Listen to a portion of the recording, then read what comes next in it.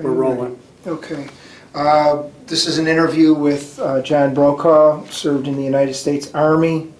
The interviewer is Michael Russert. We're doing the interview at DM&A headquarters in Leyte.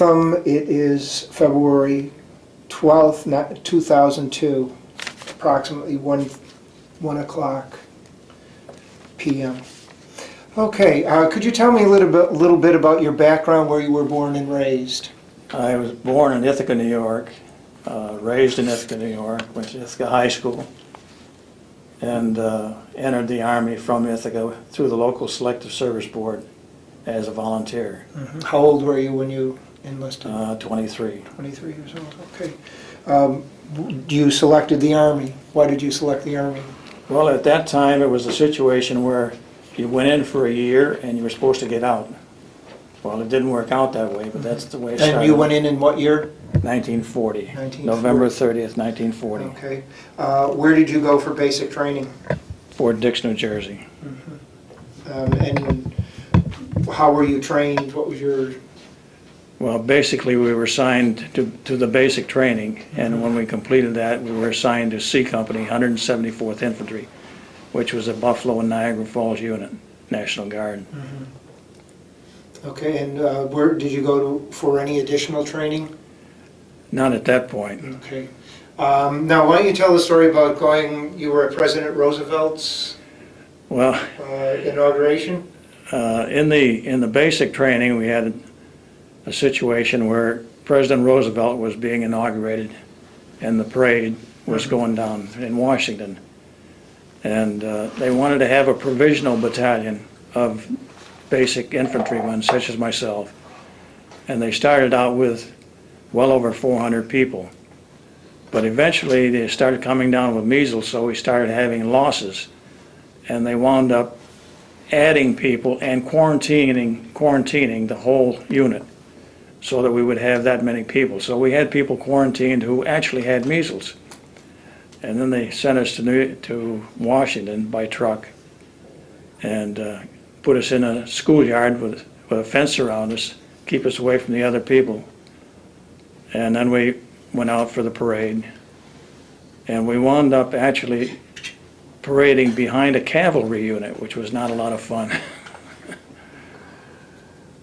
But it was quite an experience to be included in that.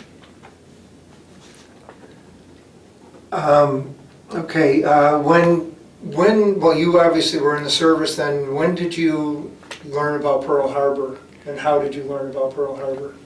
That's another very interesting situation and quite unique, and one that I'm glad that we went through. We'd gone through a lot of maneuvers down in the Carolinas and Virginia, and we were on our way home, and we stopped and camped at Gettysburg. And that was when Pearl Harbor happened. We were at Gettysburg on the way back to Fort Dix. And that ended our theory that we were going to get out at the end of a year. We were automatically extended indefinitely. Now, how did you hear of this? Were you listening to a radio, or radio. Did someone... Radio. Okay. What were your feelings? Well, when you heard this? Not anything disastrous one way or the other. We were pretty well acclimated to military life.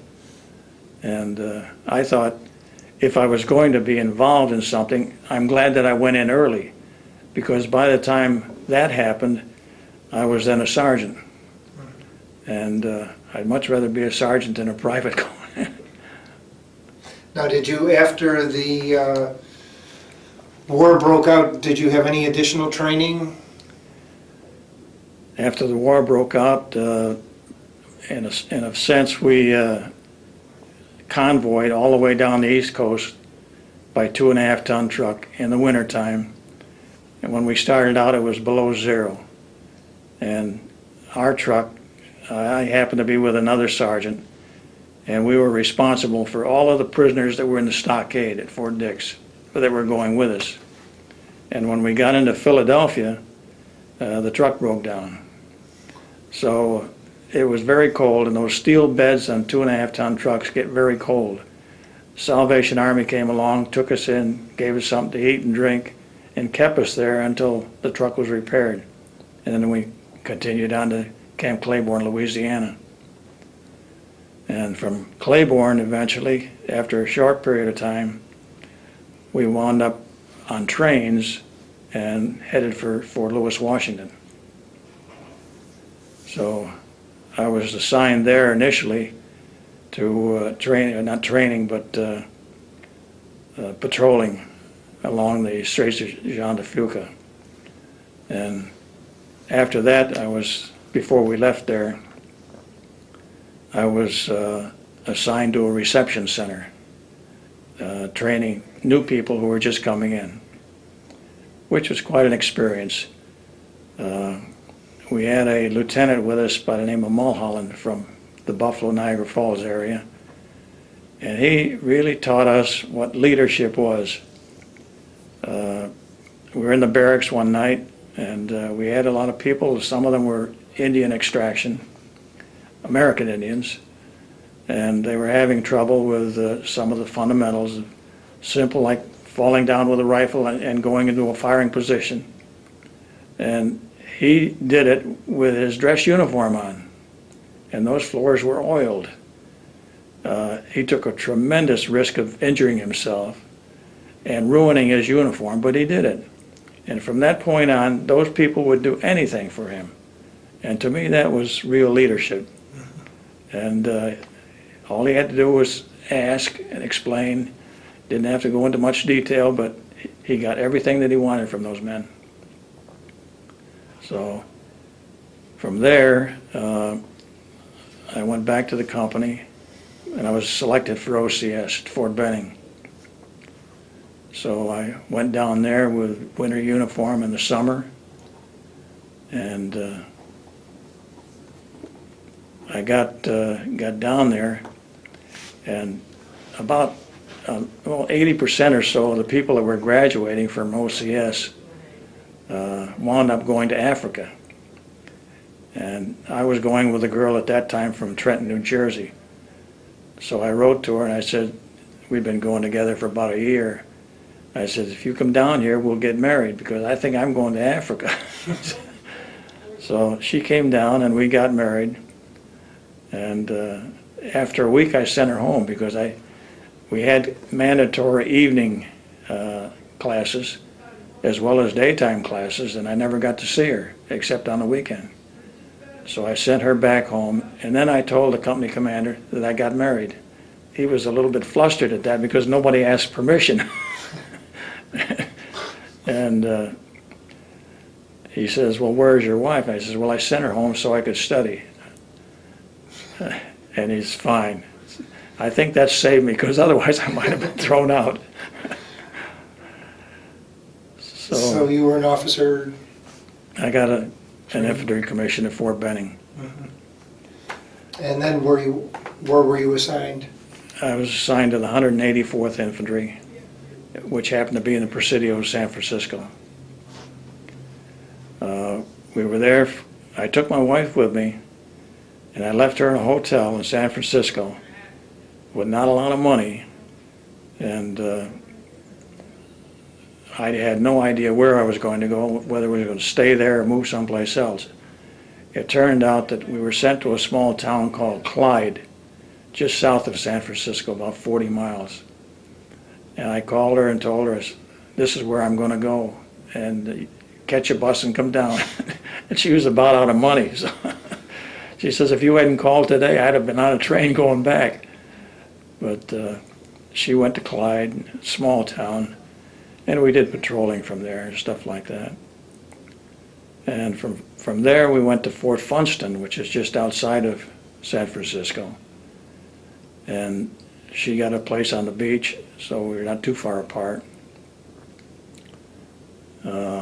After leaving Fort Funston, we went down to Fort Ord, California. But I have to say that the battalion commander, again, was very generous to us. I had been sent to Northern California on a mission with another officer, and while I was gone, he moved the battalion to another spot, and he arranged to move my wife. Nice. It's another nice gesture, which I appreciated very much. So when I got back, she was on the beach in I was at Fort Funston. But after Fort Funston, as I say, we went to Fort Ord, and we really went into tropical training down in the desert. And while we were there, the Rose Bowl came up. So I asked her, I said, "You want to go down?" And she said, "Yes." So we got a reservation on the train, went down the night before, and it was just like being in a bar at night. You couldn't get out. You're on the train all night. And we get down there and get into a hotel. Next morning we come out, day of the game. And now how do we get there? Every bus and anything else in the way of transportation to the Rose Bowl was loaded. So we were standing next to another couple, and my wife and this other guy's wife went out in the middle of one of these little islands, standing there, raised her skirt about that much. Car stopped and all four of us jumped in. That's how we got to the Rose Bowl. But University of Georgia and UCLA were playing. It was a good game, 9-0, I think it was. Who won? UCLA. But we got seats down in the, and we had no trouble getting seats. We didn't know whether we were going to get a ticket or not. But all the scoring was down at our end of the field, so we were lucky there. And when we got out, these people were waiting to take us back into town. So it was another experience that turned out just fine. Didn't know we were going to have it, but we enjoyed it thoroughly. So we were at Salinas for quite a while, which is just outside of Fort Ord. And then we started getting word that we were going to be shipped. And it looked like it was in the Aleutians, but there was no definite target that we knew about. So you knew basically your objective was not in a tropical area. Right. And we started out with the idea that we were going up there, but we didn't know where. And we did some work on amphibious landings and landing craft. And those things are very nice, but you have to be careful with them. In the training that we had, there's a lot of coral around, and coral is poisonous. If you get a bad case of coral poisoning, it can kill you. So we had to watch for that. But we got on board one of these Kaiser ships. They were used to carry about a battalion of people, and we headed north. The weather, for some reason, going out of San Francisco is always rough. For about 2 days out of San Francisco is a miserable trip. A lot of us got seasick, even the crew. And now this was your first time on ships, wasn't it? Right. Okay. So on ship, and they had barrels of oil and everything else, which would make it more difficult anyway for a person who was susceptible to seasickness. And the water would come in and go right down past where the galley was, and then you go up on the other side with your food. Well, there was about a foot of water on the floor of that thing, and even the cooks were seasick. So by the time you got your food and see all the guys heaving their cookies, you too were not in much of a mood to eat. But after a couple of days, why, it turned out all right.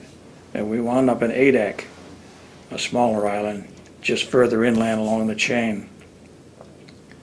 And it gave us a good opportunity to become accustomed to the weather, the terrain. Did you have uniforms for the climate? We had pretty good uniforms.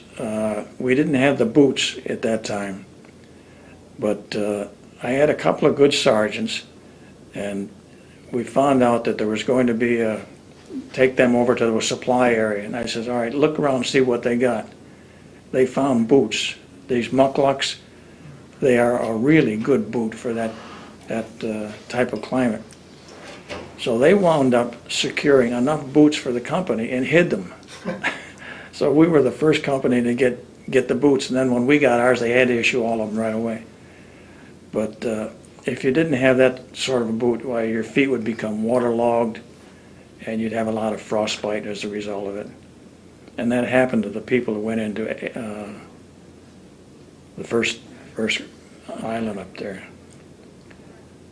But when we got into the island itself, Kiska, there was one small fellow with us, he's under 5 foot, who was a professional jockey. And we had rucksacks and other equipment. When we went off the landing craft, he went right out of sight. We had to pick him up and carry him in. But it's an awful way to start a landing, but for him anyway. But going up into the island was not that difficult, except for the fact that it was a big climb, and everything had to be hand carried. No trucks could get up in there. And my particular assignment at that point was make a trip to the left flank of the Army to see that there was nobody over there that would give us any trouble. So we had these alligators, so-called amphibious tanks, and I had 6 of them. And we went up into the lake and patrolled the left flank. But the fog got so thick that we become disoriented and had difficulty finding our way back. But there was nobody over there to bother us, so it didn't matter anyway. Now, what you mentioned to me earlier before we started taping, what happened between the Canadians and the Americans because of the fog, something you mentioned to me earlier. The Canadians had a unit which they were very good soldiers. They were tough soldiers, and they enjoyed what they were doing, and you couldn't ask for anybody any better. But in the fog, which was so heavy, they couldn't see who they were shooting at, and we couldn't see who we were shooting at. So we wound up shooting at 2 friendly forces. It took a little while to straighten that out, but it was a little difficult spot. Nobody got seriously hurt that I know of. But the fog, in fact, we have pictures there that in 17 minutes, and this was in Life magazine, my wife saved it for me. In 17 minutes, it would go from bright sunshine to total fog. You wouldn't be able to see your hand in front of your face. At night, we would have to lie down facing the direction we wanted to go in the morning.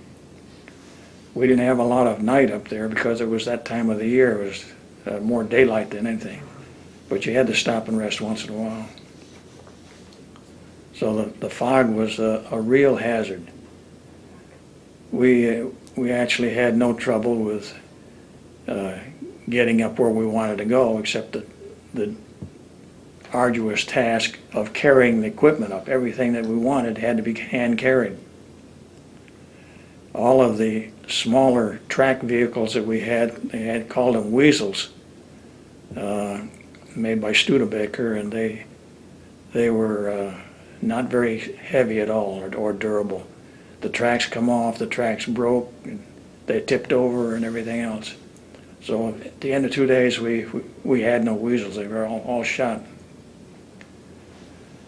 At the end of the 4 or 5 days that we were in there, we got to a place on the top of the hills where we knew that everything else was gone. We knew that the Japanese had pulled out. So we started getting ready to leave the island. And from there we went down to Honolulu in Hawaii. And that was good duty. I enjoyed it. I met some people there from California, so I had an opportunity to go visit them while I was there. And if I wanted a car, I could take their car and go where I wanted to. I had a Hawaiian driver's license, and I was MTO for a while. So we did that. What does MTO mean? Motor Transport Officer. Okay. This is just for. So, but Hawaii was a good training thing. There's a lot of rugged ground in Hawaii, and it rains almost every day, but the sun comes out and it it dries off on you very quickly. But we got into using the amphibious trucks, and the idea was to put a 105 in the truck so that when it hit the beach, you'd have artillery on the shore. And the first attempt at it, the 105 went right through the bottom of the... Had to be very careful about how you did it. But we had to practice those things, and one of them tipped over, and one man, I don't know whether he died or not, but he's in very serious condition because of the coral. The coral is poisonous, and he got a bad case of poisoning. So,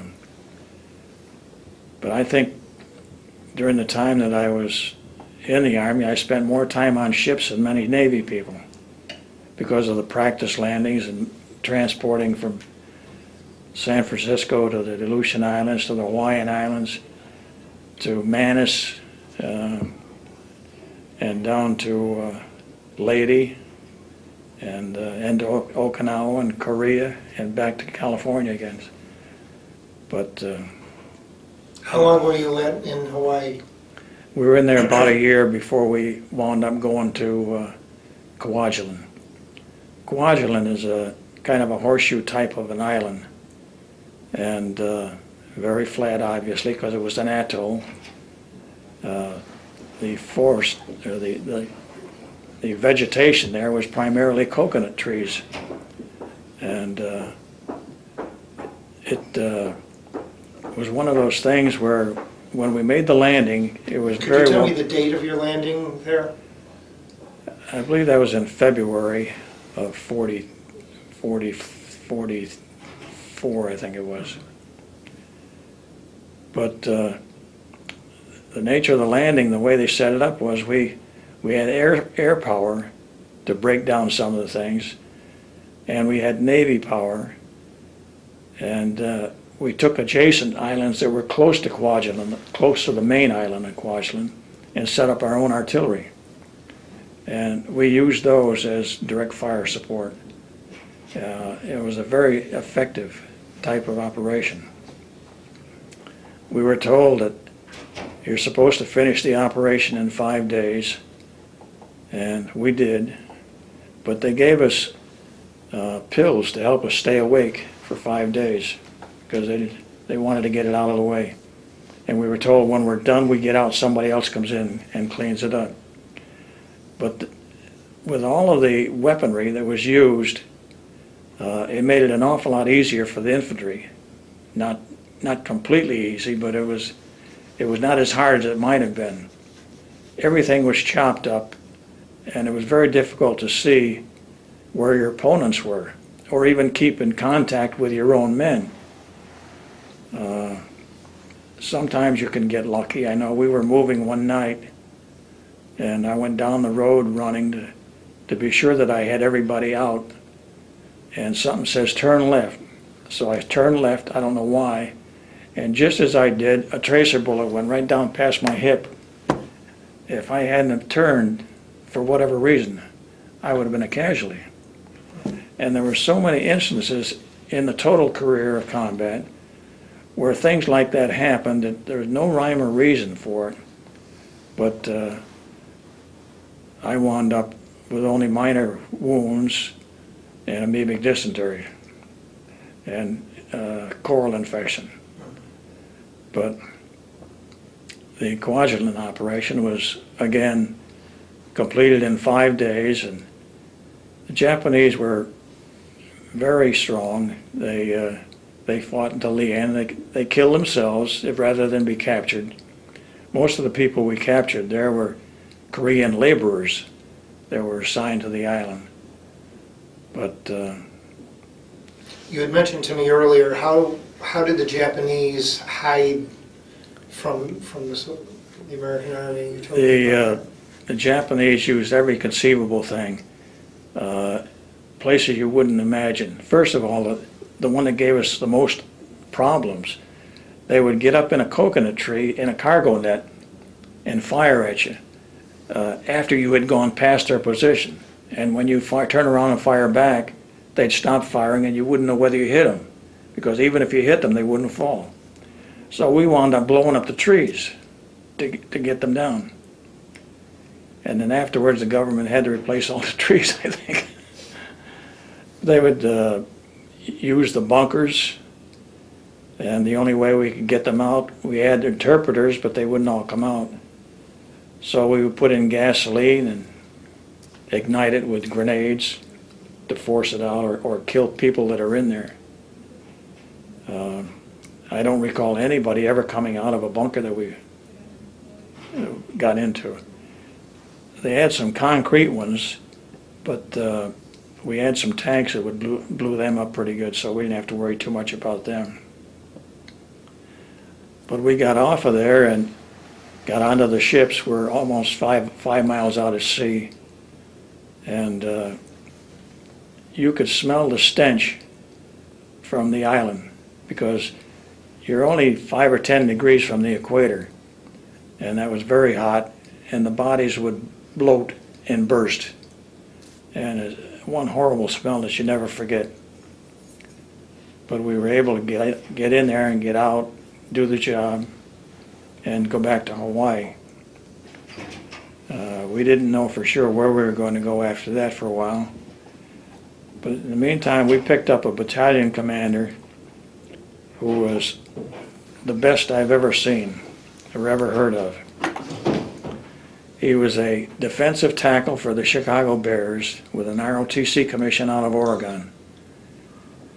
And he knew what the infantryman needed, and he would get it for you, and he would be with you all the way.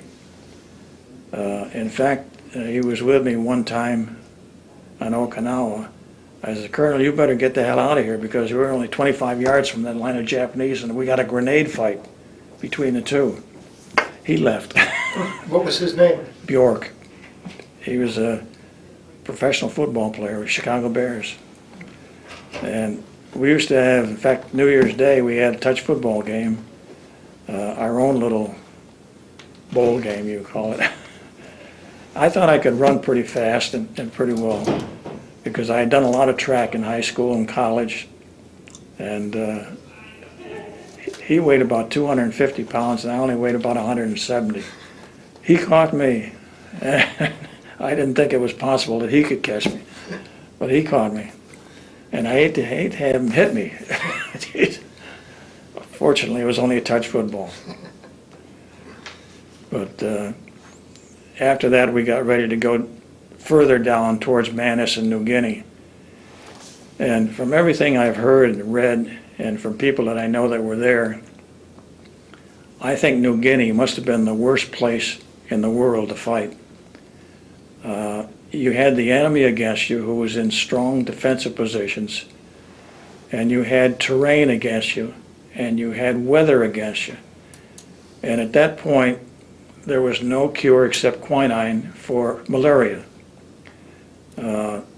So at one point, one whole Marine division was evacuated to Australia because of illness. And it was a year before they got back. It was that bad.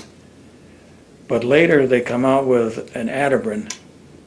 And when it first came out, it didn't have a coating. And it was a very bitter pill to take. But we were very insistent that the people take it. And they did religiously. And not one of my company come down with malaria as a result of it. They eventually coated it so it wasn't bad to take. But when we cross the equator, there's a ceremony bringing you from one thing to the other. I don't know whether you ever crossed the equator or not. We had a gentleman from the Navy this morning that told us about crossing the equator. Shellbacks, they call them. Yes. Shellbacks and pollywogs. But we got rid of the pollywog thing and became shellbacks. But the ceremony was that they took a glass about this big and it was filled with a liquid of this Adabrin that was uncoated. It was the most god-awful tasting stuff you'd ever want to get. we had to drink it. So, and everybody, nobody, unless you had been over before and been initiated, could show your card. But we got our card that way, but it was a mess. But going down there, again, talking about things that there's no rhyme or reason for, the transport was traveling at night, traveling with no lights, no radio communication, in convoy, and it was hot.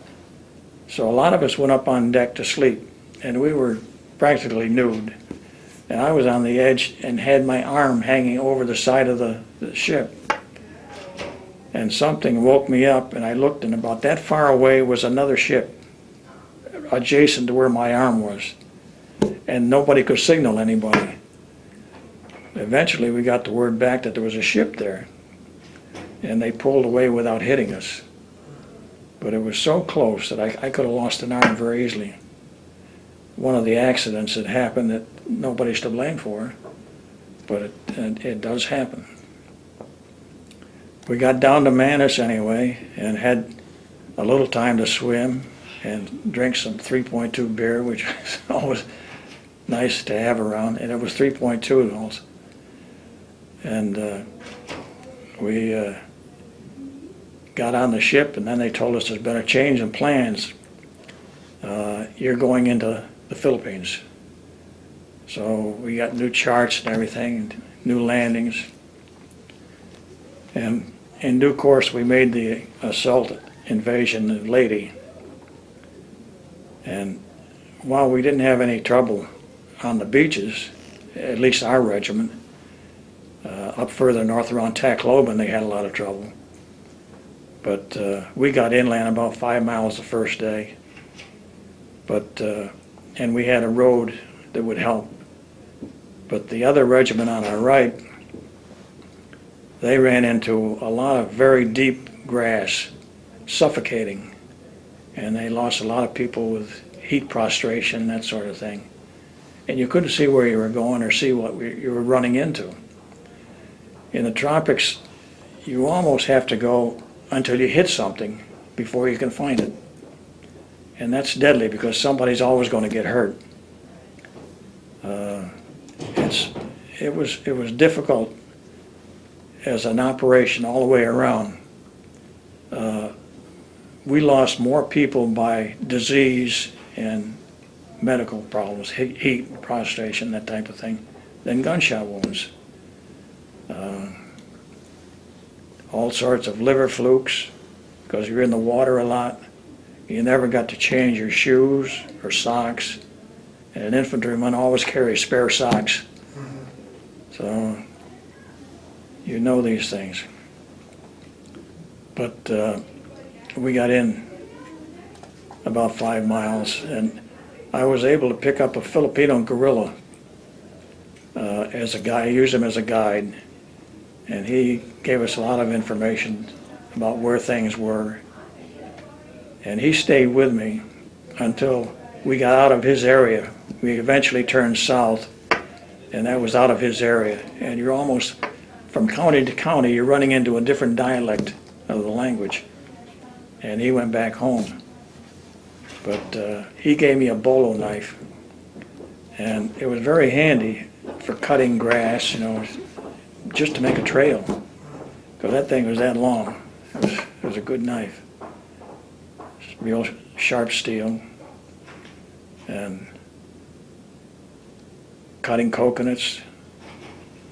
Coconuts are fine, but don't try to eat too much of that coconut milk because you come down with diarrhea. After you get used to it, maybe it'd be all right, but it's very good, but very deadly. But as I say, we lost more men from disease than anything else. We eventually went south and then crossed over to the other side of the island. And we had a lot of problems up there with the Japanese. Some of the houses were there. We had to go through the houses. That was something I never want to do again if I don't have to, because you never know what you're going to run into. There's one house that I went into. I always carried this bolo knife with me. I had a carbine, but I carried the bolo knife too.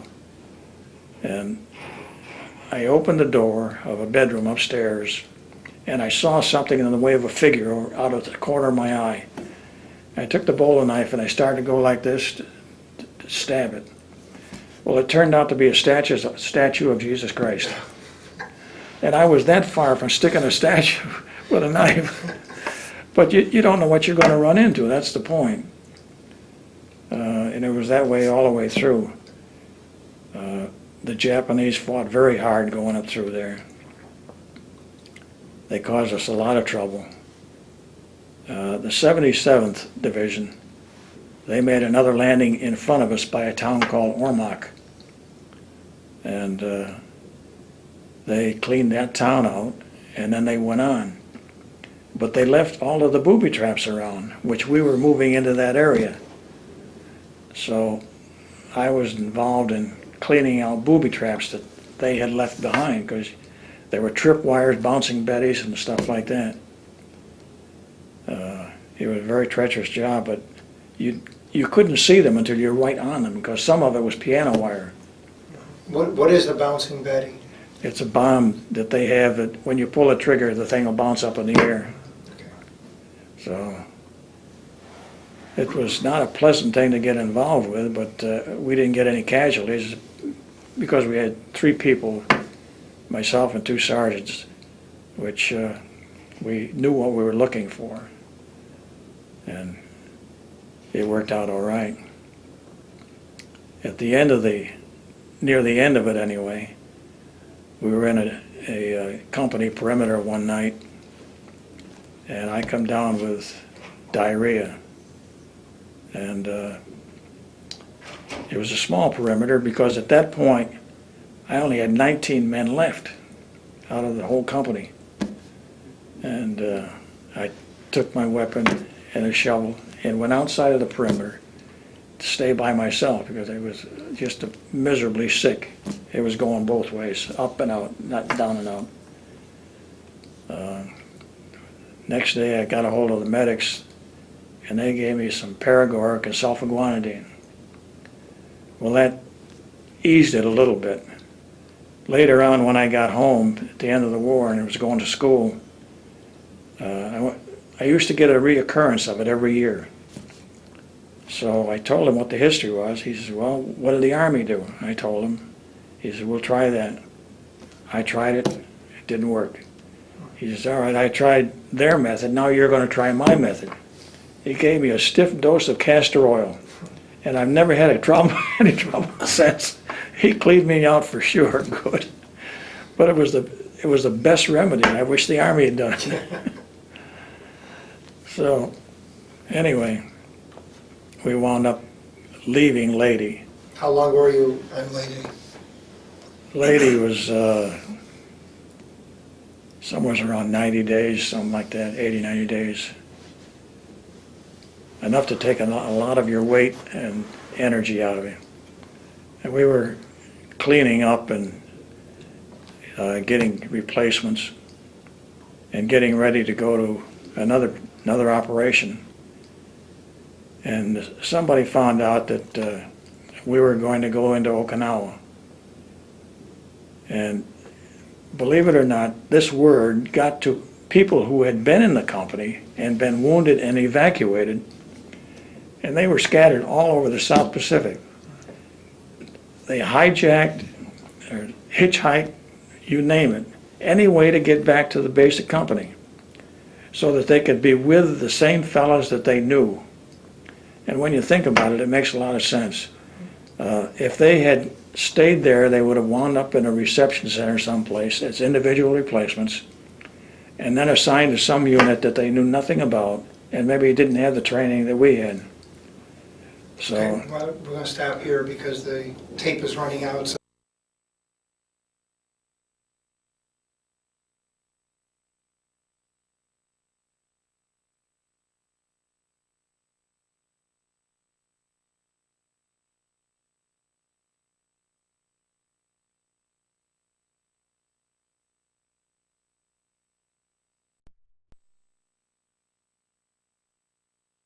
And then we had, Okay.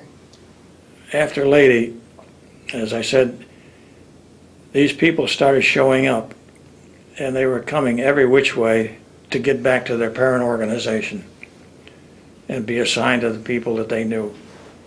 And that speaks of how much togetherness and your professionalism you have in the basic unit. Without that, it's so easy to, let's say, lose an operation.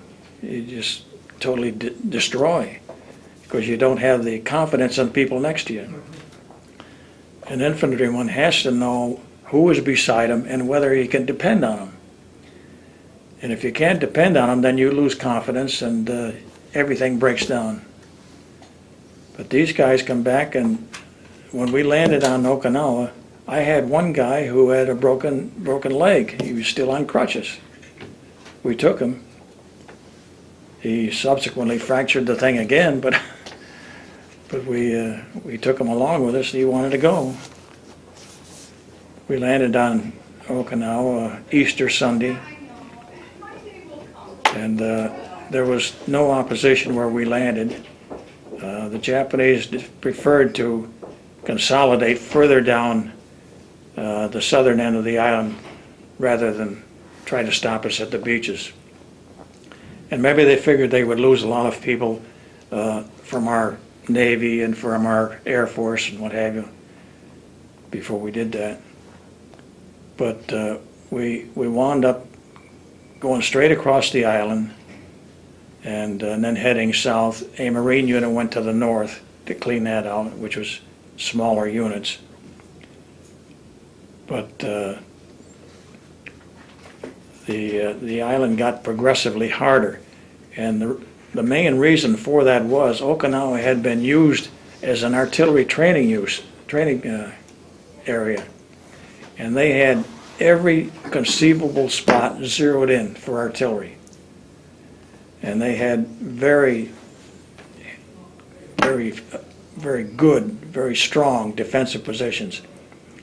The hills, some of them were quite high, but they had caves 3 stories deep. And you think you've got them out of one place and they're in another place. It took a lot of problems to get them out of the caves. There were days that you measured your gains in yards rather than miles. And you might take it today and lose it tomorrow. But they were a very dogmatic enemy. We also got into a lot of rain where we were immobilized as far as transportation was concerned. So we really couldn't go because you couldn't get supplies up. You're running out of artillery shells and everything else. And let me tell you, we had some of the best artillery in the world. We had a battalion of Mormons, all Mormons, in the division artillery. And I used them very effectively. And one assault, we had to go up a valley with hills on both sides, and it had to be frontal. We couldn't maneuver in any way. And we had in the neighborhood of close to 500 yards to go. So I used that battalion, the whole battalion, firing and following it all the way up. And we still lost 22 men. But it was all small arms, machine guns and stuff like that. But the artillery, they were good enough. We had confidence in them that we just followed a rolling barrage all the way up to the top of the hill. And the battalion commander that I talked to you about, I told him what we needed. I said, we got 22 men up here that needs to be evacuated. He said, I'll get them. He sent some 1.5-ton trucks up and took them out. And the trucks were more exposed than we were when they went out. But he got them out. So that was the first biggest skirmish that we had with them. After that, it was getting them out of holes, getting them out of hills, Uh, They would fire at you, and one instance, I don't know why, but we'd bring our ammunition up at night, grenades, rifle bullets and what have you. And I had a case of grenades about as far as from here to that chair. And it was dark, and we got it. They threw in a lot of stuff in it. One of them hit the case of grenades. And the bomb didn't go off, and the grenades didn't go off. Here I am, 5 yards from the damn thing. And a lot of noise, shake you up, but nobody got hurt. And looking over afterwards, that case of grenades had no pins in them. Where that happened, I don't know, but it had to be in the manufacturing someplace along the line. So again, you have to check and know what the hell you're doing.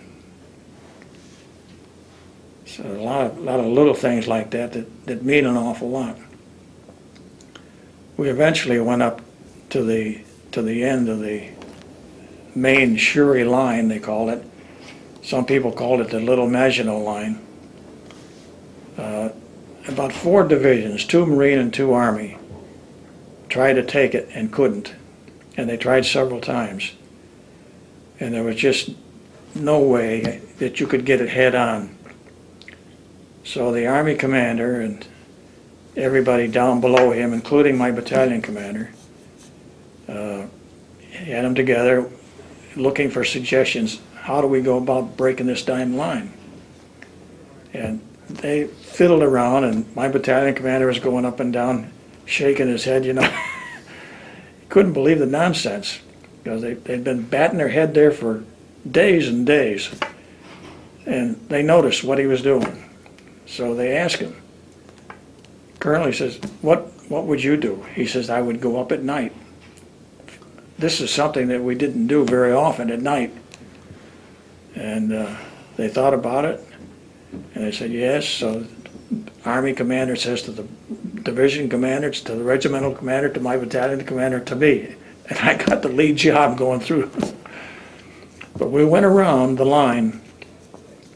We went through Yanabaru at night, and somehow the photographers got a hold of the story, and they wanted to send a photographer with a private for 24 hours. And he was with us when we made the assault. And going around and through Yanabaru, we were fine. We were watching for booby traps, and they could be on the dead bodies or anything. And going up the side of the hill, there were a lot of caves and monuments for somebody buried there. So he got up there and he wanted to take a picture. And he got up at the other side, taking the picture down away from the enemy, and he got hit right in the face. So he was evacuated. But that was the end of him. Every photographer that I've ever had anything to do with in a combat zone, I said, get lost. I didn't want anything to do with them because they only bring trouble. They want to get a picture. And they expose everybody, including themselves.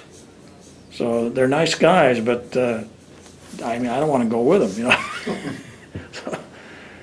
So, anyway, we got up to the top of the hill, and then we started playing King of the Hill in the morning. And that was kind of a rough situation. Now, is this where you were awarded the Silver Star? Part of it, yeah. The Japanese had a bunker on our left front, and we were talking about some of these recruits that come into Fort Lewis. Well, we had a lot of them, not from that group, but a lot of them from that area. Oklahoma, Tennessee, in that area. They were squirrel shooters, and they were really good soldiers, strong soldiers, do anything. But this head come across the head of, all you could see was the head on the skyline. He reaches over here and grabs the whip and catches him on the fly, right in the head. So, but that's the kind of a guy he was. So we got through that all right. And then we got pulled back into a reserve company. Another company went through, and they started going up against an escarpment, which was up the next objective. The objective was probably 300 foot high. There were a lot of trees on the left side, and there was a sniper up in that tree, or one of the trees. And before anybody could really catch on to what was going on, he had killed all but one officer in the company, there was a lead company going through. And the company commander was hysterical. He had nobody left. So they gave me the job of going up and taking the escarpment. Well, I didn't want to go the same route that he did, so we went further to the right, got around him, and rather than go up over the end of it, we looked for some way that we could climb the escarpment. And we found a little fissure about that wide, and we went up through that. It was booby-trapped, but we cured that and went up on top right into the trenches of the Japanese. And we got up there and had a pretty exciting time for a while. And we had artillery with us, so we laid artillery in front of us too.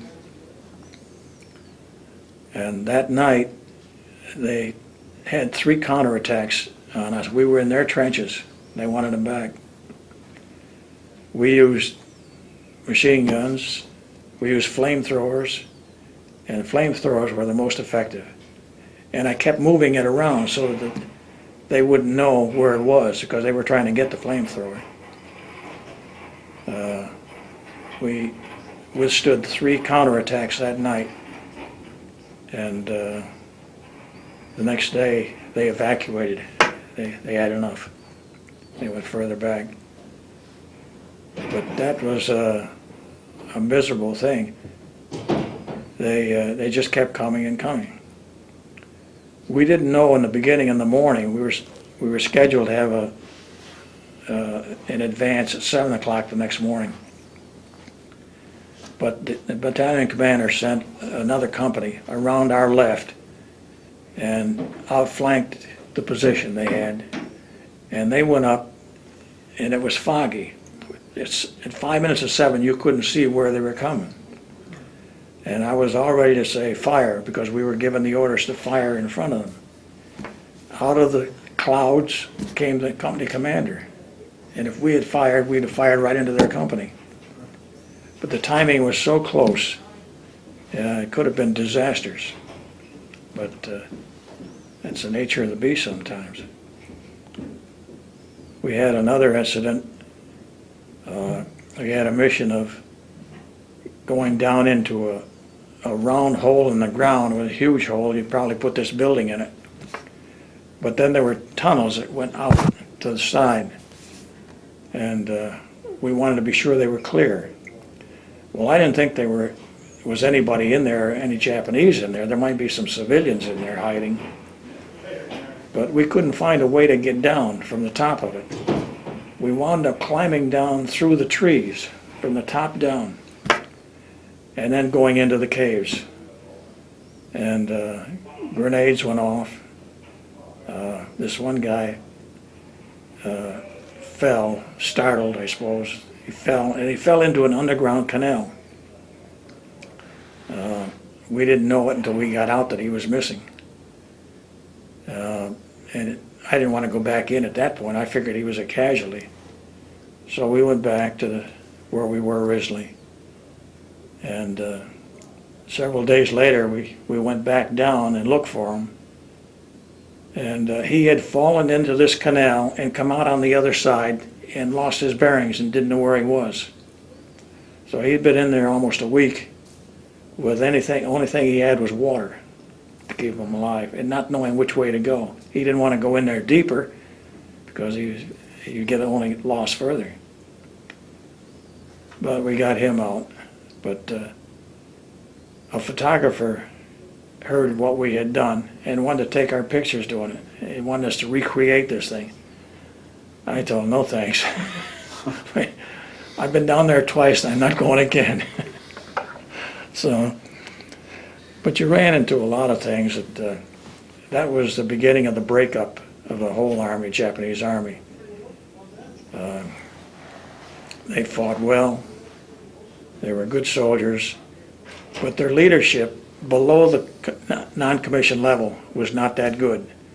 In our case, we were down to no officers in one case that I know of, and the non-coms could carry the load because they were trained to do that.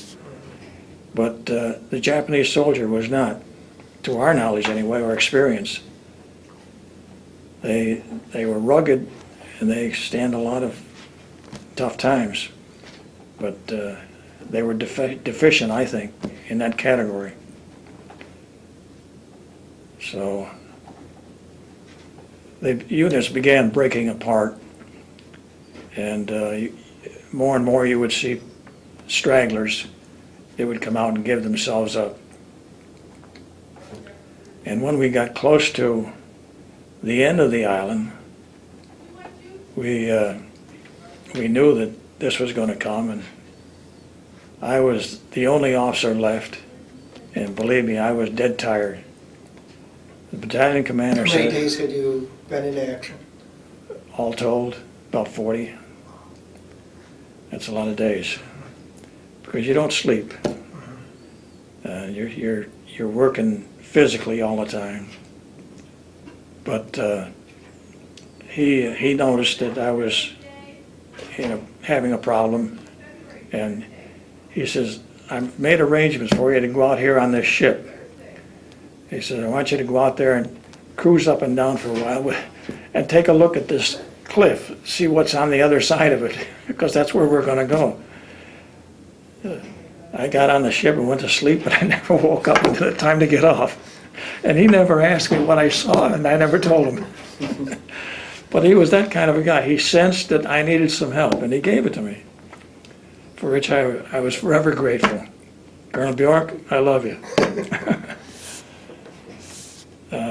We had a stream going up behind our position one night, and you never know what you're going to get. There were two bodies that came up the stream, and we saw that they were carrying satchel charges with them, and they turned out to be two females with satchel charges. They were coming and looking for targets to blow up. Well, we blew them up instead, but they were female nurses, I presume, as a part of their unit, because I don't know who else it could have been.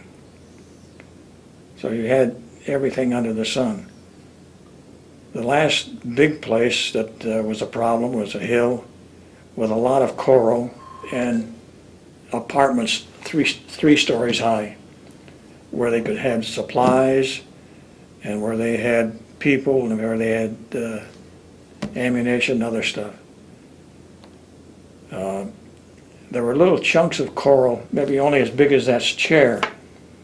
They would dig a hole behind it, and when you go by, they would come out of the hole and fire at you. So you couldn't tell unless you turned around and looked at it. So what we did finally was take flamethrowers and burn every one of them, because that was an oily substance which would coat it, and whoever was inside was not going to come out. So that's the only way we got in there. And then the caves themselves, we closed some of them with ammunition, satchel charges, and blasted them out. We used water, and we used flamethrowers on tanks. Just run the hose up to the top of the hill and throw it in the thing and burn them out. It's the only way you could do it, because they weren't going to come out. And when we got down closer to the end of the island, I don't know, there were tons of them that just jumped off the cliff rather than be captured. So that was about the end of Okinawa. We came out of that and we were into a rest area, and the war was over, and the Navy was out there sailing around, and they were firing tracers all over the place, They were going through our tents even. So we got into holes real quick. They were celebrating, but we didn't want to celebrate that way. The only celebration we had was that when we left Hawaii, all the officers in the battalion chipped in some money to buy some liquor. And when we get to the end of the road, whoever's left is going to get the liquor. I wound up getting 21 bottles of whiskey. And I shared it with the men. Not kosher, but I shared it with them. I said, just don't drink it all at once. Because they didn't get that sort of stuff very often, and probably knock them for a loop. When we got through there, then they wound up getting ready to go to Korea in occupation. The war was over. And nobody knew what we were going to run into. We went in at Inchon, where MacArthur went in, and the tide drops 20 foot. It's a horrendous drop. So we had to get in and get the ships out, otherwise they'd be beached. And we did it. We got the men in, but we didn't get supplies in for a week or so later. But MacArthur did it and got his troops on the way to Seoul in one day. He did a hell of a job getting those people in there. And nobody can appreciate the fact that what the tide will do to you. And he did it under fire. We had nothing to shoot at. The trains that took us into Seoul, I've never seen people on trains like that before. The train was round with people hanging on the outside. The trains were loaded. Anybody to get away from where they were. It was unbelievable, the number of people that were just coming back into Seoul any way they could get there, and the train was the best way. Seoul and Korea itself at that time was a very dirty country. The human waste was used for fertilizer in the fields, and they collected it in honey carts up and down the street. They have sewer lines now, I'm sure, but they had no sewer lines then. It was just a bad place to be living. The terrain is awfully tough. When we went in there, we were one of the first companies in to Seoul. And Now, what year was this? 1945. Okay, so We went in and we all had sectors that we had to check. If there was a bank in your sector, you had to check the bank out to see where nobody was taking any money and stuff like that. Put guards up at different installations. And we went down and we parceled it out. And the first thing, I'm the only guy left with a driver. Everybody else had an assignment. And I drove by this courtyard in front of a big house. And I look in there and I see a whole company of Japanese soldiers. And I said, what do I do now? They were armed, and I was alone with one driver. I said, well, we go in. So we went in. I met the company commander. Very courteous, polite, accepted his surrender. They piled up their weapons, and that was it. There was never a bit of trouble with them. Another thing, when we first established policemen in Seoul, we had policemen who were South Korean, and we had a Japanese soldier with them, working in teams of twos. And we never once had a problem with those. They worked together, they were so disciplined, and that was it. And the Koreans hated the Japanese, because Japanese were occupiers for years. But their discipline was unquestionable. What they were told to do, they did. No questions asked. But anyway, I had a YMCA in my area, as well as a lot of banks. And I went in, and there was a fellow there that I met and talked to. And he invited us to bring our company over, or anybody else that wanted to come. So we wound up going over there quite frequently. to play basketball. And finally he says, how'd you like to play a Korean team? So we wound up playing a Korean team over there. And we were not in shape. Everybody was still tired from Okinawa. And those guys trained pulling rickshaws. They were small, but they were guys that could run all day. And so they beat us. But we had a lot of fun playing with them. In fact, we have a picture in here that where they presented me with a bouquet. I had to give a speech. And then I tried to reciprocate to the guy. I took him out to dinner. And you weren't supposed to take natives in a Jeep. So I got arrested by an MP. And I had to go before I left. I was separated pretty soon. And General Reddy, division commander then, he looked at me and he had given me an award, Bronze Star. He tore the thing up. So there are good guys in the Army, in the chain of command. So then we came back to California and flew by C-47 bucket seats to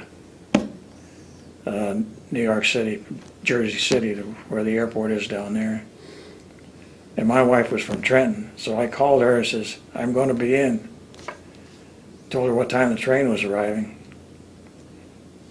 It was difficult for the civilians because we knew what was going on and they didn't. And I know things that my father heard about what I was doing scared the living daylights out of them. But there was so little that they did know that it was scary. And we accepted it as a part of the job and what we had to do. But for the family, particularly the wife, when you get married in the Army, you better be sure you know the father-in-law, you know the mother-in-law, and you know the wife, and is she mature enough to stand all the travel? Now, I figured out before coming over here, since I got married, I moved 19 times, and all over the country. Now, if you're able to do that without the security of your family, you're all right. But if you have a problem of being away from home, then you're going to be in trouble. And I think that probably is a lot of the reason that soldiers today have troubles, divorces, and what have you. They're not sure of the stability, let's say, the mental and emotional stability of the person they're marrying. My future mother-in-law, she's a Polish immigrant, and I've never known a child that didn't love her. And my wife is the same way. And my father-in-law, he was a Polish soldier, and the Russians were after, the Bolsheviks were after him. He had to leave with his son or get killed. So he came over ahead of time before his wife came over. But with his background and my background, I could do nothing wrong. And the wife was a gem. We had some very hard times. We didn't know until afterwards that we had the RH factor, which means that any newborn could have a defect. And when we were at Fort Ord, she became pregnant, and I sent her back home, or came back home with her. But I was we were just getting ready to go to Kwajalein, and the child was born, but it had a defective heart. So it died before I could get home. In fact, I couldn't get home. They wouldn't let me go. So it didn't make any difference that way. She had family to support her. But it still was difficult because I wasn't there, and the child was a part of the woman. And it was a very difficult thing. So flexibility is one thing you have to have. Availability. You have to be courteous. You have to be available physically to do the job. And when we were in Fort Ord, we trained very hard, and we had a unit that went up to Stanford. Do they have a physical education program up there? And we put on a demonstration of 1 solid hour of calisthenics with no break. And that was quite a feat, I think. And they appreciated it. A lot of little things like that. The other part, when I got out of service, I went into the reserves, and I figured nothing's going to happen now. So I wound up going to school, Ithaca College, and they had an accelerated course, physical education, which was what I was interested in. And we started in January of '46 and graduated in August of '48, 4-year course. And then I went to Vermont Coaching High School, football, basketball, and baseball, and attended some clinics at the University of Rochester in the field. We always had a clinic at college. Cornell was right up the hill from where we were. And I went over to Dartmouth and Yale for football clinics. So I got a chance to really study my profession at that point. But Korea came along, and I got called back for Korea. And I had to go in October, which meant the school had to hire somebody else to take my place. There was no delay. So I got to Governor's Island just 5 days after the last group went to Korea. So I didn't have to go to Korea during that. I wound up as a unit training instructor for a number of units, one of which was a selective service unit. The selective service system, give you a little background on it, they started planning for the thing in the mid-30s because they wound up just barely passing the law, and these selective service units were all military people. And the philosophy behind that was that in the event of a mobilization, these people are ready to go today. If you have to establish civil service status and hire civilians, they may not be able available for months. So they had a cadre, and they represented all branches of the service. In Albany, we had a National Guard unit, and they trained, and they did their active duty training 2 weeks at a state or national headquarters. So they knew what the mechanics were. And I was not training them, I was assisting them as an assistant in administration, that sort of thing. And one of the guys had heard there was going to be a vacancy in Selective Service headquarters in Albany.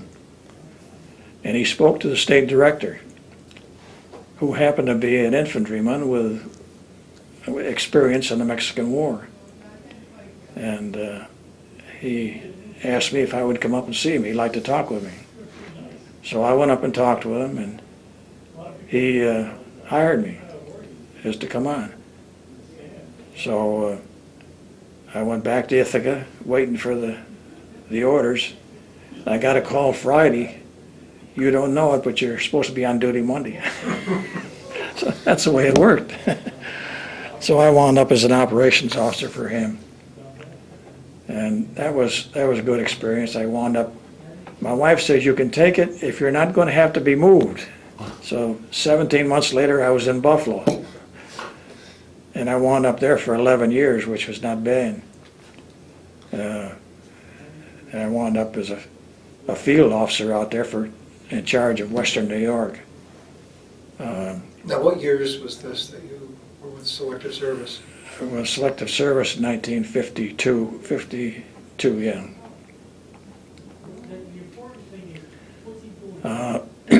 yeah. I had the Western District of New York as my area of jurisdiction.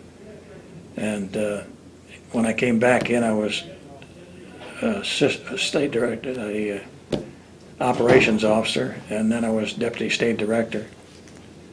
And Colonel Boughton was retiring, so they made me active state director and eventually state director. It's rather unusual because usually the adjutant general is the state director of selective service. And that again is because he is available in the event of a mobilization. But Colonel Boughton was in the training system and working with the Guard, and so he was General Brown's assistant. But General Brown never, I was with him in the state headquarters for a long time, and I never met General Brown. I met Colonel Boughton, he was my real boss. And as far as politics are concerned, I never had any problem with the governor who had to recommend me to the Director of Selective Service, or his successor, or anybody up there on the Hill. If there was a problem, they'd call me and say, will you check it out and give me the data? I'd write a letter for him, he'd sign it, and away it'd go. So it was a very, very equitable situation with no political thing. As far as the organization of the company or the local boards are concerned, we had at least one board in every county.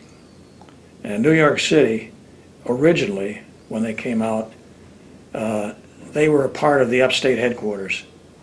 But when I got to the system, New York City had its own headquarters. So we wound up with 56 state headquarters, because you had New York City with one, you had the District of Columbia with one, you had Puerto Rico with one, you had the Canal Zone with one, and I think Alaska and Hawaii were figured in that, but they became states. So, but they all had representatives as state directors, and they were run the same way that we were talking about. Did their training at the state headquarters or national headquarters. And the local boards, they were formed primarily on the basis of county or subdivisions of the county. Where there was an area of agriculture, we always had two boards, one primarily for agriculture and one primarily for, or maybe I should say rural, and the other for those places that were considered communities, cities, towns, or what have you.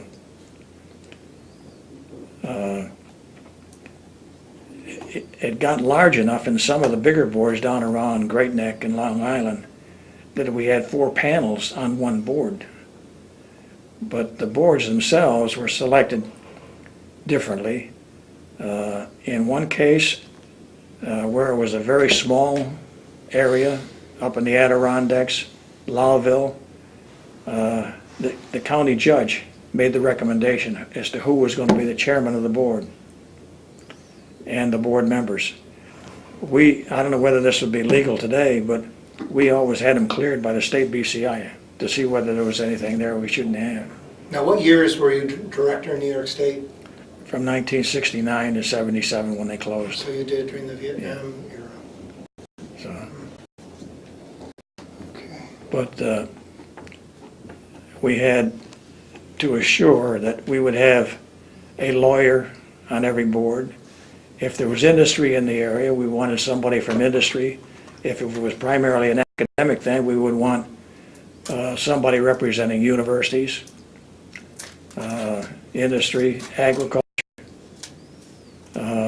Sometimes we would have a minister. But the ministers were the hardest people to deal with, because everybody in their eyes was a conscientious objector. And that is the most difficult problem we had any place, was with conscientious objectors, or people who claimed to be. I personally ran into a number of cases where I knew the individual myself, and he was no more of a conscientious objector than the man on the moon. And we would get that man reevaluated, sometimes physically, sometimes mentally, to see whether he was qualified and to see whether he was a conscientious objector also. I think one of the most difficult things, I had 2 brothers, the same family, living together, and they both claimed conscientious objector status. But one of them said he would wear the uniform, but he wouldn't fire a weapon. Now that takes him out of the full conscientious objector status. So he was able to go into service and serve in the uniform, but not bear weapons. Now, whether he ever changed his mind after he got in, I don't know. But the other one was, I felt, a bona fide conscientious objector, and he could perform 2 years of civilian duty of some value to the country. I had I'm sorry, I'll have to stop.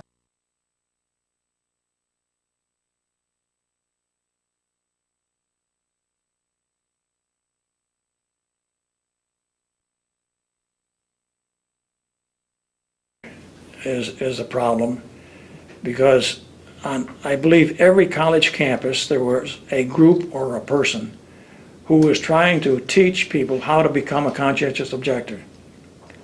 Illegal, but they were doing it. And it was not because they were conscientious objectors, but they were just against the war, period. It's a very difficult thing. It's probably the most difficult thing to define, and you have to see these people in person. They were seen by the local boards any number of times. In some cases, they were seen by the appeal boards where they felt it was warranted. In some cases, I had people go out and check background on the family, on the man, and I've done it myself. Just to get a clear picture, because if you run into a real conscientious objector, he is a very sincere man. We had a chaplain with us, Chaplain Jorgensen, and he would never carry a weapon until one day he was walking down the path of the Philippines, and a Japanese soldier popped up and held a rifle to him. Somebody else shot the Japanese soldier, but after that he carried a shotgun. So how sincere was he? I don't know. He was a heck of a nice guy, but you know, you're trying to define what constitutes a conscientious objector. When you're being shot at, you can change your mind pretty quick. Yes. But the local boards did a real good job, and in almost every case, the chief clerk was a civilian and federal civil service, and they treated these guys like mothers. I know that in Buffalo, the lady out there, I spent quite a few years out there with her, and if they would have people coming in from Jamestown and Fredonia to be examined, and they were rejected, and no place to sleep, and the buses weren't running it. She would see that they got home. She'd pay their way. It's unbelievable the things that these people would do. They would have parties for them. Everything. They'd give her going away gifts, you know, ditty bags and everything. But it was a tremendous experience for me, because I got to meet other state directors, and General Hershey was a man unbelievable, unflappable, but unbelievable. In what way? Well, no matter what happened, Well, let's go back a second. Who was General Hershey? General Hershey was the founder, not the founder, but he was, I think, the second Director of Selective Service nationally, located in Washington. Give you an example. He was to be taken over, carried to someplace in Washington for a swearing-in ceremony for President Roosevelt. He had a car that was a relic, and he says, well, I'm going to drive my car. This is the one the government issued to me. The government found out what he was going to do. They wouldn't let him come in it. They were ashamed of it. They went over and picked him up and brought him, but that's the kind of a guy he was. Another incident, we had a dinner afterwards. He always furnished a dinner for us, and we furnished a dinner for him. It was at Bethesda, and he knew everybody, the non-commissioned people and what have you. And they had a table longer than this with trays on it and stuff, and they had a long stuffed fish on that thing, on the tin. And something happened, I don't know what it was, but the table tipped and the fish went down on the floor. Never bothered him a bit. And he talked to the guy who was in charge, some sort of a master sergeant or whatever the equivalent was in the Navy. And he was a long-termer. But the poor guy was really flustered. But the general, forget it. I needed a lawyer on my staff one time, and I said, General, we're having a lot of trouble with conscientious objectors, and I need a lawyer, because I don't have any. And he says, okay, you got your hunting license.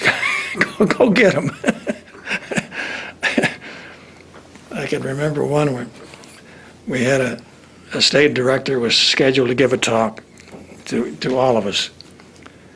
And he went out the night before and couldn't get up the next morning. He missed his speech. He come in, he says, General, he says, I'm sorry, I was drunk last night. I couldn't get up. He says, what about it? Forget it. We got by. But he was that kind of a guy. He came to New York State on a visit, and I was assigned to be his aide. So I spent a couple of days with him out in Rochester. He's not the museum, but the Eastman School of Music out there. He was the last speaker on the list, and everybody else was very long-winded. He recognized that everybody was getting bored. He gave a real short speech. But I had a time to talk with him the night before and into the night. This man was legally blind. He couldn't read, couldn't see. And we got talking about the history of the system. And he started telling me the history of the system in New York, not the whole system, but the system. He knew all about New York City, how it happened, why it happened, because I wanted to know. I wanted to go ahead with this and keep New York separate. The people down in Long Island didn't want to be a part of New York City again. I had enough of that. And he told me about it. I had given him a book of the history, and there was just too much variation between the city and upstate. It was a different ball of wax altogether. So he was a real fine gentleman to know and be associated with. Other than that, why, I don't know what we can... Well, you had a long career of almost 32 years in the military. Yeah. How do you think this affected, and what role did it have in changing your life? Oh, it changed my life totally. I had no idea that I was going to be in as a career soldier. I had no idea that I was going to get out and stay out or go back in 1946 when I get out. But I got called back in 50. Well, that was a thing that you had to do. And then I got out because I was a father at that point, and there was a federal law that said people who were called back could get out at that time after they completed 18 months. So I got out, and then I was interviewed, or about to be interviewed, down on Long Island for a job as a coach, and I got the call that I was calling on active duty like 2 days from now. So I said, well, if it's going to be this way, I'll stay in and make a career of it. And that's the way it worked. I don't like to think about a lot of things, but it certainly was broadening my knowledge of human nature, people, military things. When it comes to military service, if these kids can get into service for a short period of time, whether it be training or combat or something else, and get indoctrinated. Some of them are getting so heavy, it's very difficult to get them in condition, or the desire to get in condition. You develop a camaraderie with those people that they're your family. You could, when I first went in, it was the Brown Shoe Army. You had brown shoes and leggings. take your rifle out of Cosmoline, you know, and clean that. It's a real mess. I don't know whether you've ever had the experience or not, but it's a mess. Working with those guys and putting your life in the hands of these guys. If you lead them and let them know that you are with them, they'll do it. I got a letter from home from a staff sergeant that was discharged, and he wrote me a letter after he was discharged saying exactly that we always knew that if we got into trouble, you would be there. And that was something that I always stressed myself. I was doing a lot of things that probably a good company commander should not do. But we had a relationship that was precious. These people were precious to me, and I was willing to take any chance that they were expected to take. Once you develop that spirit, there's nothing they won't do. Sometimes they get carried away with some of the stuff that they do, but what the heck? You forgive them and they forgive you. But it's a real character building situation. As I said before, get a good guy, father-in-law, a good mother-in-law, a wife that takes after her mother, and most of them do, and one who's willing to travel. Other than that way. Okay, well, thank you very much, sir. This was excellent. All right. This was. You got a copy of this. Okay, we're all set. This is, I'm sorry, where is this? Leyte. Leyte.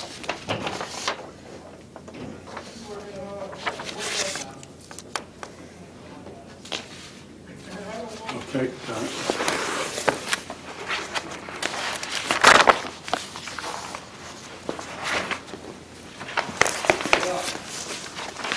One lady.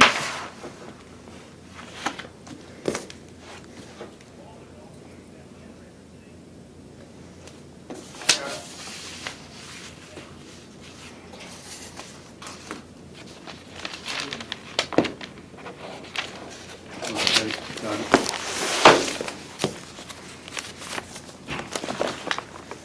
Oh, you're not sure.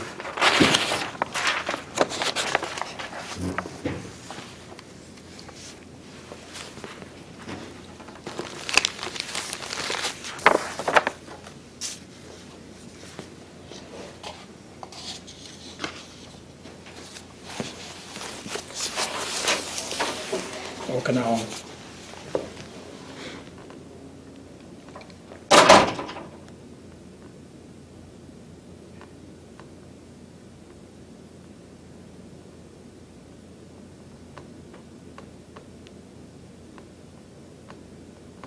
Okay, got it.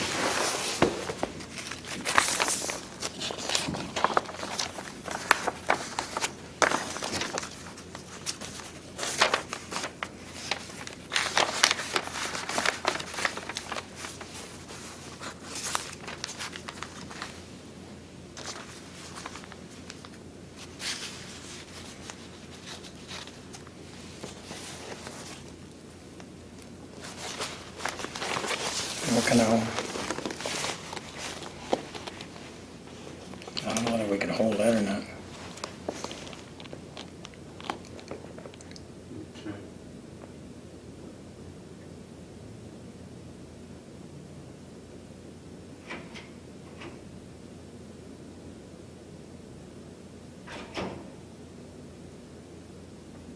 Okay, got it.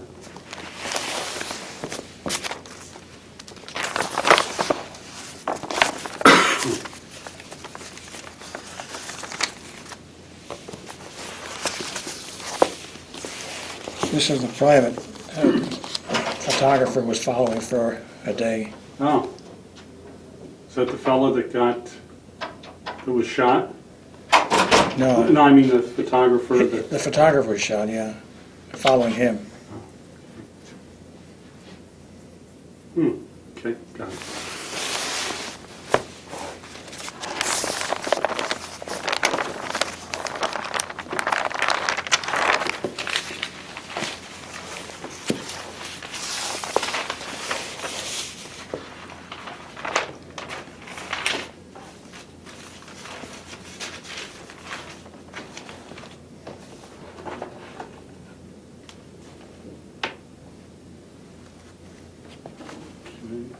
got it.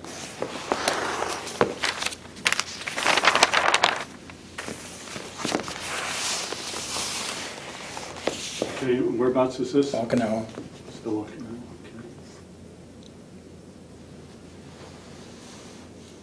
it, okay. Okay, got it.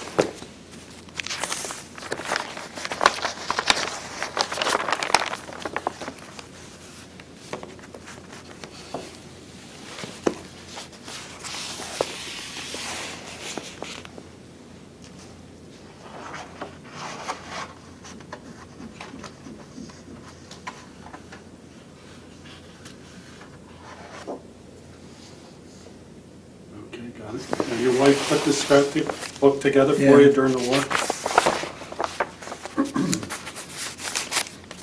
Now, here's a picture of a lot of mud.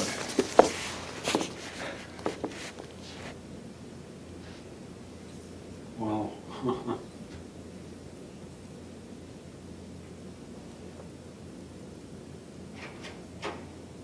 Now, you said you were inducted into the Infantry Hall of Fame. Yeah. Why was that? When? Why? When and why? A graduate there and the record that I had. Okay. Picture.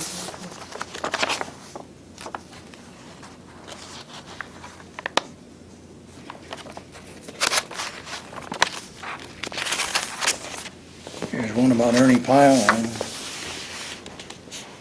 He was at Kwajalein when he was killed.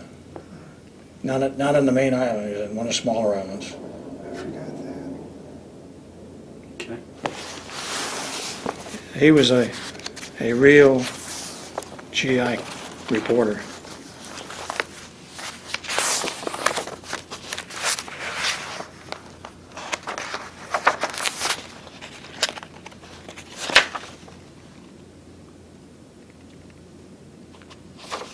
These, I don't know, you might want to take them. There's some good pictures in here, all of Okinawa, but I don't know how much you want to do.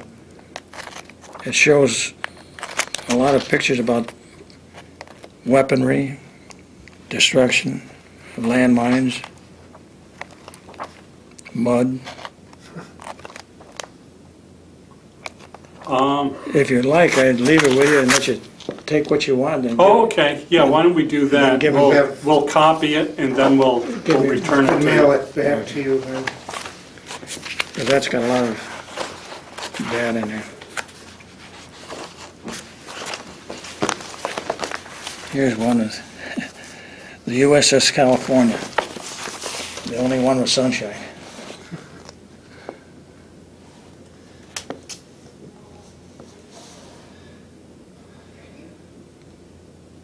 Okay, this is you receiving the Bronze Star. Yeah.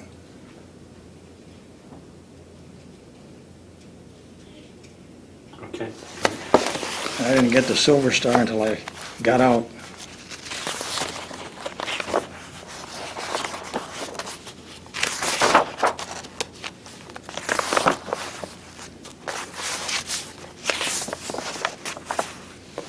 Here's the Korean basketball game we had.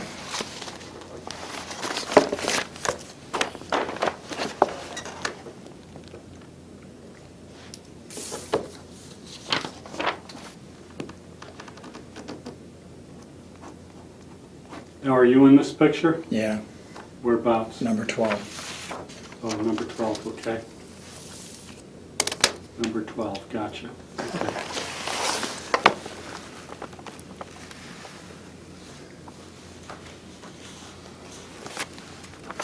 Had to look to see what I was writing. Wanted to see if you recognize that number 12 guy. Yeah.